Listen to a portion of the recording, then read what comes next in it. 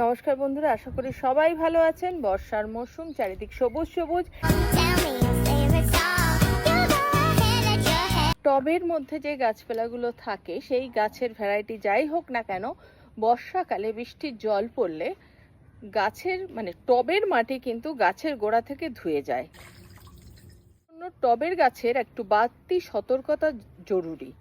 এমনিতে বর্ষাকালে গাছের খুব একটা আমরা যত্ন নিই না, কারণ বৃষ্টির জলের মধ্যে গাছের জন্য যেটা জরুরি সেটা মাটিতে মিশে গাছকে খুব সুন্দরভাবে বাড়তে সাহায্য করে।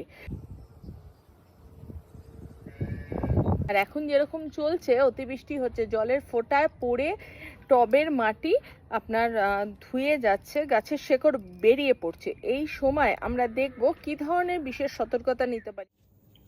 এটা হচ্ছে ভার্মি কম্পোস্ট, আর তার সাথে আমি মেশাবো বাগানের মাটি। এই যে দেখতে পাচ্ছেন, এটা সাধারণ বাগানের মাটি, একটু বেলে মাটি। আর আমি মাটি বানাচ্ছি, উপর থেকে আলগা মাটি কিরকম দেব, বেলে মাটি, আর তার সঙ্গে আমি মিশিয়েছি ভার্মি কম্পোস্ট। এখন আমি মিশিয়ে এটাকে ভালো করে মিশিয়ে নেব, তারপরে আমার টবগুলোতে এই মাটি দেব। আমার মতো অনেকেই দিনের বেলা সময় না পেয়ে রাত্রিবেলা বাগান করেন, তাদের জন্য বলছি আমার টেরেসে আলোর সুবিধা আছে।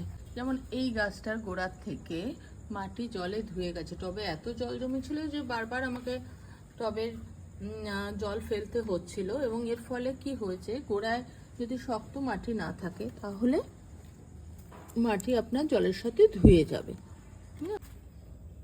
দেখুন, যেমন এইখানে আমি গাছ লাগিয়েছিলাম 3টে, কিন্তু বৃষ্টির জল এটার ভিতরে এমনভাবে জমে গেছে, অথচ এটার নিচে কিন্তু একটা আমি জল নিকাশির ব্যবস্থা রেখেছিলাম, যেটা এত জল হয়েছে যে কাজ করেনি। ফলে আমি এখন যখনই জল ফেলবো